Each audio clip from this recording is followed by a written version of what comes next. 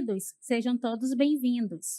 Eu sou a professora Michele Santos, do componente de História, e acompanhem comigo o objeto de conhecimento desta aula.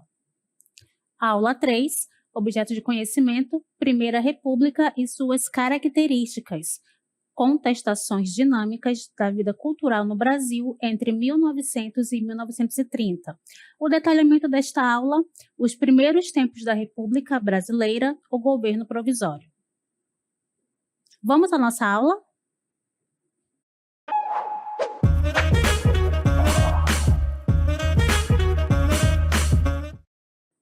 Vamos falar de República da Espada. Mas, de fato, o que foi a República da Espada? É o momento do início da República do Brasil em que houve militares à frente do governo, certo? E esses militares eram Marechal Deodoro da Fonseca e Floriano Peixoto. Então, por eles terem se alternado no poder no início da República do Brasil, é chamado de República da Espada. Então, este período compreende, entre a proclamação da República em 15 de novembro de 1889 até a promulgação da Constituição de 1891.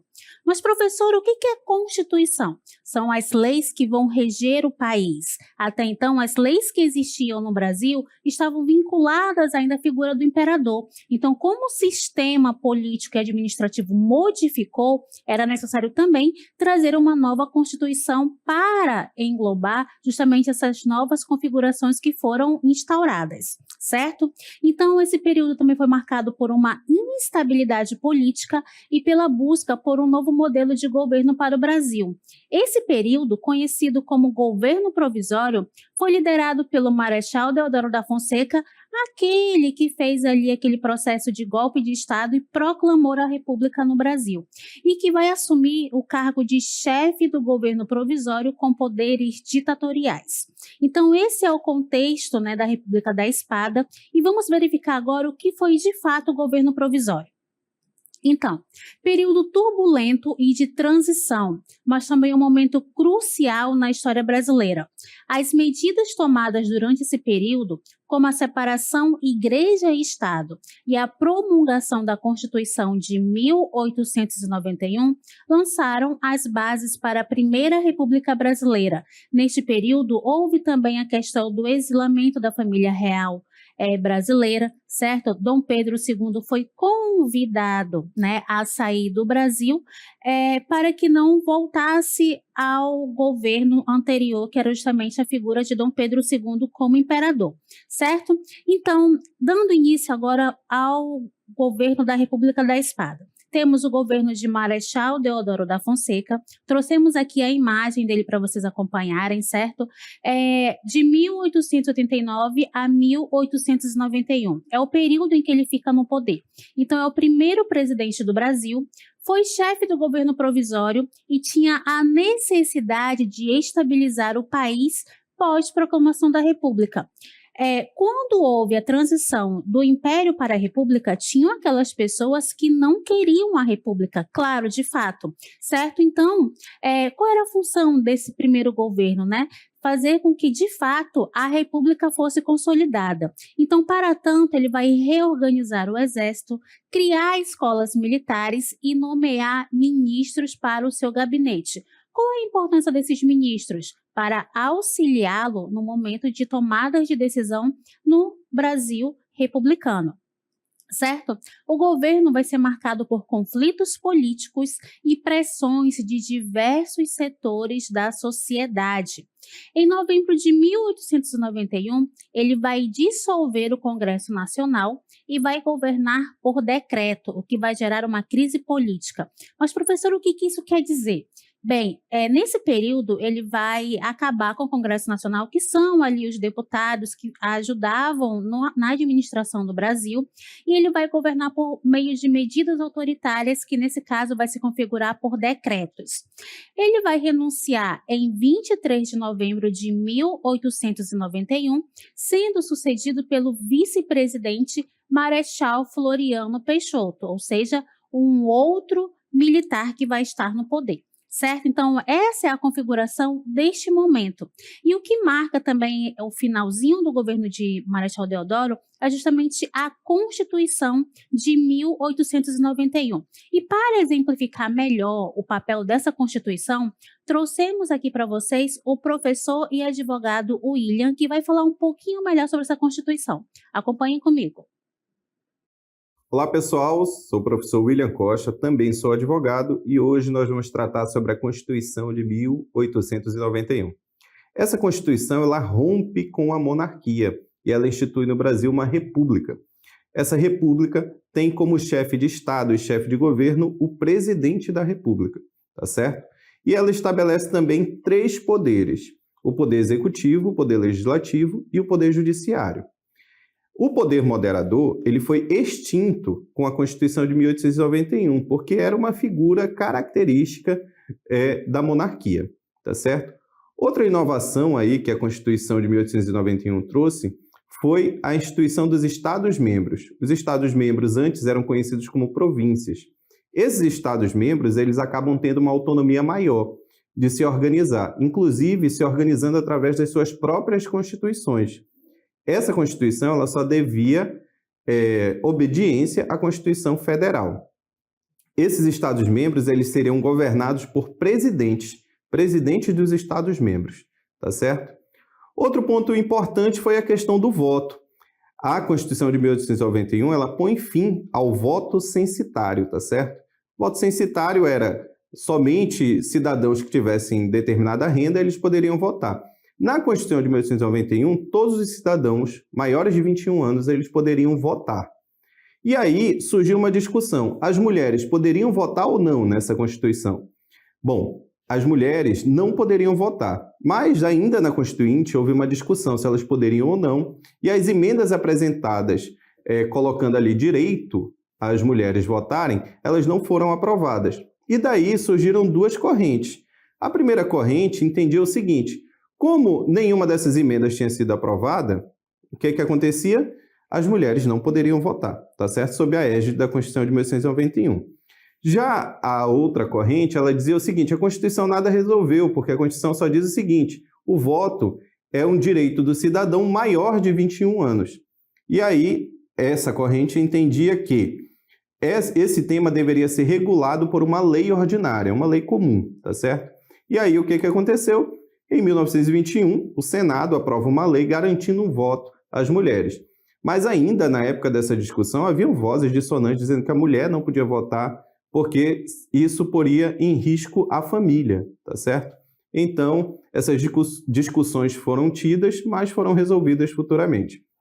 Outros pontos importantes é que a Constituição, ela institui o habeas corpus, ela põe fim à pena de morte, tá certo? Que é um tema muito importante, e principalmente ela institui ali a Justiça Federal em todo o Brasil. Bom, espero que vocês tenham entendido aí, que eu tenha contribuído com o conhecimento de vocês. Nós nos encontramos numa próxima.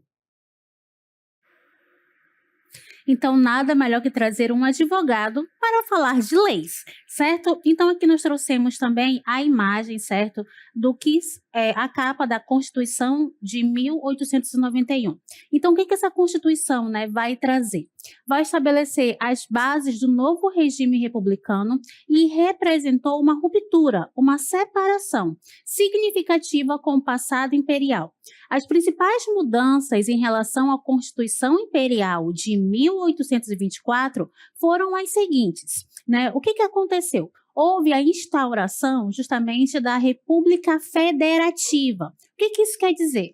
Antes, né, os estados, como nós conhecemos hoje, ou unidades federativas, eram chamados de províncias. Então, deixou-se de usar o termo província e começou a usar o termo justamente unidade federativa, ou melhor dizendo, estados, como nós sabemos hoje. Houve também a adoção do presidencialismo, ou seja, né, quem vai estar à frente do poder executivo é o presidente. Haverá também a separação dos poderes em executivo, legislativo e judiciário, e a extinção do quarto poder que existia na Constituição anterior, de 1824, que era justamente o poder moderador, que era totalmente voltado para a figura do imperador. A adoção também do Estado laico, o que isso quer dizer? Uma separação também entre a igreja e o Estado, certo? Que isso também vai ser uma das causas ali também para que houvesse a proclamação da República. O voto vai ser masculino, em que, né, vai ser vetado o voto para as mulheres não alfabetizados, mendigos e menores de 21 anos, ou seja, não poderiam votar essas pessoas de acordo com essa Constituição, ok? E como eu falei há pouco para vocês essa questão do Estado laico, vamos observar agora como aconteceu essa separação entre igreja e Estado. Bem, houve a Lei de Separação da Igreja e Estado em 1890, que foi promulgada uma lei, né, que separava igreja e Estado e vai estabelecer justamente a laicidade do Estado. Ou seja, o Estado ele não vai ter uma religião oficial, certo? De acordo com essa lei, vai ser proibido o ensino religioso nas escolas públicas e vai eliminar o financiamento estatal às atividades da Igreja Católica. Então, observem que a Igreja Católica ela começou a perder o seu poder de influência. Além disso, esta lei também vai estabelecer uma base para a autonomia do Estado em relação às questões religiosas e uma garantia de liberdade religiosa para todos os cidadãos brasileiros. Nesse contexto, a gente pode observar a questão também de que os cemitérios eles começaram a ser secularizados. O que isso quer dizer? Durante o Brasil Império, os cemitérios eles estavam vinculados à figura da Igreja Católica. Então, neste momento, né, o que acontecia? Só podia ser enterrado pessoas que estavam vinculadas, né, que eram católicas. As pessoas que não eram católicas tinham problemas na hora do seu sepultamento. Então, eles eram enterrados em locais longe das cidades. E os cemitérios também nesse momento, né, durante o Brasil Império, eles eram uma parte agregada à igreja. Então, houve também a questão de a instauração do casamento civil. Até então, o casamento ele era apenas religioso, havia apenas o registro religioso, assim também como a certidão de óbito era emitida pela Igreja Católica. Então, com essa separação da igreja e Estado, o Estado toma para si a responsabilidade de fazer esses registros civis, tanto de nascimento quanto de óbito. Olha só como como se configurou essa separação entre a instituição religiosa e, no caso, o Estado. E é importante nós frisarmos que isso foi um momento de divisor de águas também no Brasil em relação à prática regular e também, vamos dizer assim, de acordo com a lei, né, de outras manifestações religiosas. Até então, elas eram proibidas em muitos momentos durante a história do nosso país. Ok? Agora vamos observar o governo de Floriano Peixoto, que começa em 1891 e vai até 1894. Ele vai assumir a presidência em um momento de grande instabilidade política e econômica. Seu governo foi marcado por forte influência dos militares, certo? Que detinham o poder central e reprimiam, olha só, qualquer oposição ao regime. Vocês sabiam que Floriano Peixoto ele ficou conhecido como Marechal de Ferro? Pois é, justamente por conta dessa autoridade, né, desse autoritarismo que ele colocava durante o seu governo. Ele vai consolidar a República e também vai enfrentar várias revoltas e conspirações que ameaçavam a estabilidade do novo regime, como, por exemplo, a revolta da Armada e a Revolução Federalista. E para falar um pouco melhor sobre esses conflitos, nós trouxemos para vocês justamente um mapa mental que fala sobre a Revolta da Armada, que acontece entre 1893 e 1894. Então, como é que vai começar, né? O que acontece? Quais são as causas dessa revolta? Centralização política, questões políticas que acabavam ali acabando ali com um certo desconforto para a Marinha. Professora, mas por que ela tem o nome de Revolta da Armada? Porque antigamente, lá ainda no período imperial, a Marinha brasileira ela era conhecida como Armada. E como foi a Marinha que organizou esse movimento, a revolta ficou conhecida como Revolta da Armada. É somente por isso, certo? Então, qual vai ser o início, né? Por que vai começar essa revolta? Então, o estopim vai ser o bombardeio na capital federal, que à época era Rio de Janeiro. O seu líder é o almirante Custódio José de Melo. Envolveu conflitos, né? Quais foram os conflitos que aconteceram nessa revolta? Confrontos armados entre forças rebeldes da Marinha e forças locais ao governo. E houve também a questão da rendição dos rebeldes. O que vai acontecer nesse momento? O governo brasileiro vai começar a se armar também e vai pedir ajuda de mercenários. Quem eram mercenários? Eram pessoas ligadas à guerra que trabalhavam mediante a um pagamento. Então, o governo brasileiro vai contratar essas pessoas que à época eram chamados de legalistas para poder defender o território brasileiro da Marinha por conta, né, de eles terem bombardeado justamente a capital federal. Qual vai ser a consequência?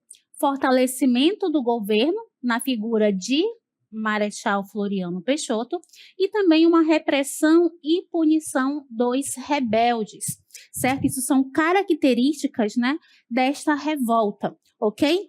Continuando, vamos observar a Revolução Federalista, que também é uma das revoluções que Marechal Floriano, vai enfrentar. Ela acontece entre 1893 e 1895. Observem que a data é a mesma da Revolta da Armada, certo? Então, vai ter um momento que essas duas revoluções, essas duas revoltas, elas vão se encontrar. Ok? Então, quais são os locais que vai acontecer a Revolução Federalista? Né? Vamos observar aqui. Rio Grande do Sul e também em Santa Catarina, mas ela se concentrava mais no Rio Grande do Sul. Vamos observar a figura dos federalistas e republicanos, que são dois grupos políticos que vão se enfrentar no Rio Grande do Sul. Vai ser um conflito que vai refletir as tensões entre diferentes grupos políticos e sociais no país, certo? E agora, vamos observar quais são as causas para que essa revolta de fato acontecesse. Então, vamos observar a centralização do poder na figura justamente do Floriano Peixoto. Vamos observar questões regionais e também o descontentamento social. No que tange à centralização do poder, vamos observar a insatisfação dos federalistas que eles tinham com a centralização do poder na figura do governo central. Em relação às questões regionais, eles vão almejar maior autonomia para os estados do sul do Brasil. Então, nesse contexto de implementação da República, uma das grandes pautas que se questionava era justamente a federação, ou seja, né, ter uma liberdade administrativa, uma autonomia para os estados. E o sul do país queria ter essa autonomia e por isso que eles foram em busca dessas reivindicações. Em relação ao descontentamento social, vamos observar que as condições de vida e o trabalho na região sul, elas eram difíceis. Então, era necessário que houvesse uma mobilização da população daquele local para que a economia também fosse mais dinâmica. Então, conheçam comigo os líderes da Revolta Federalista. Temos José de Castilhos, que ele era republicano, e os republicanos eles eram conhecidos como pica-paus, e representa o governo federal. E, do outro lado, temos Gaspar da Silveira Martins, que representa os federalistas, que eram conhecidos como maragatos, e representa os revoltosos sulistas. Então, aqui nós trouxemos a imagem dos dois, certo? Aqui acima nós temos Júlio de Castilhos, certo? Que representa os pica-paus, ou melhor dizendo, os republicanos.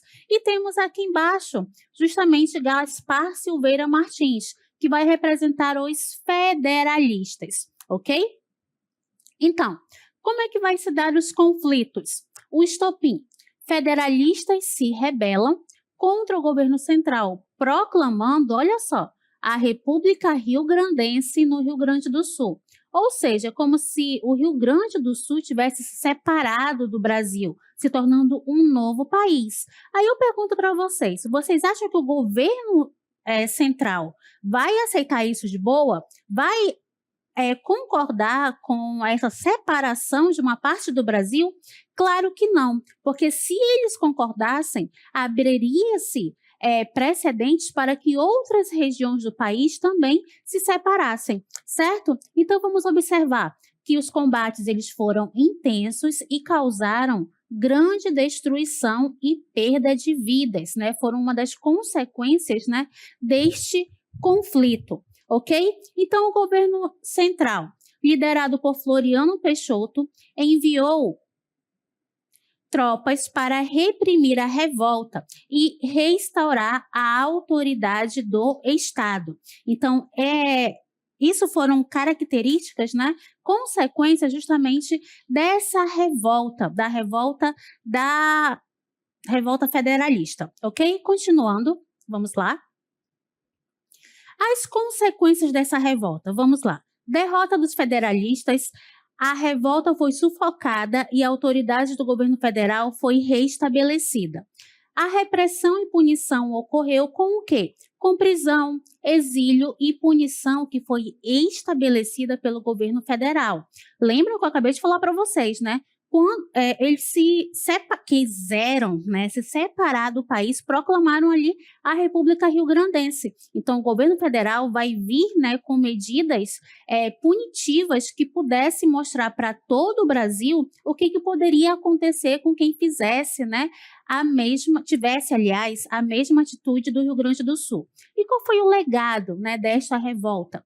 O conflito evidenciou as dificuldades de unificação e consolidação do país após a proclamação da República. Então, uma das grandes questões que envolvia o Brasil nesse momento era manter a unidade política e também administrativa. Para tanto, utilizou-se ali a força, utilizou-se ali, vamos dizer assim, situações, né, e também atitudes de coerção para que houvesse ali aquela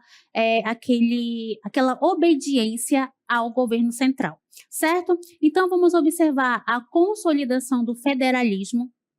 Apesar da centralização do poder, o sistema federal foi mantido, mas com forte controle do governo federal sobre os estados. Então, essas são as características dessas duas revoltas que Floriano Peixoto enfrentou.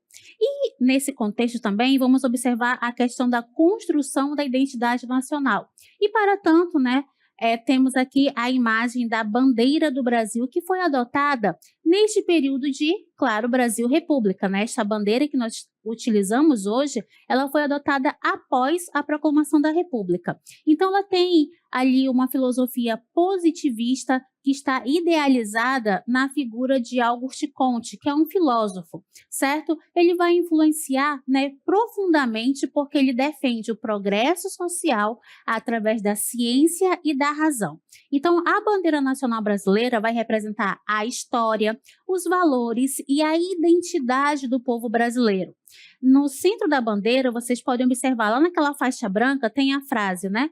Ordem e progresso, que é inspirada na filosofia positivista justamente de Auguste Comte, certo? E vai resumir a aspiração nacional por um futuro próspero e organizado. A ideia era manter a ordem para que houvesse ali o progresso do país, eliminando os problemas em relação à economia, aos problemas sociais e olhasse apenas para o futuro, e para que isso acontecesse era necessário manter a ordem, certo?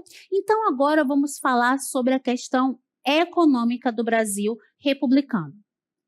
Vocês acompanham comigo agora aqui a imagem, certo? Do Rui Barbosa. Ele foi o ministro, né, da Fazenda nesse momento do Brasil republicano, e ele vai adotar uma política chamada política de emissão. Emissão de quê? Emissão de crédito. Ele concedeu crédito aleatoriamente, sem nenhuma medida de segurança e também de restrição, a várias pessoas.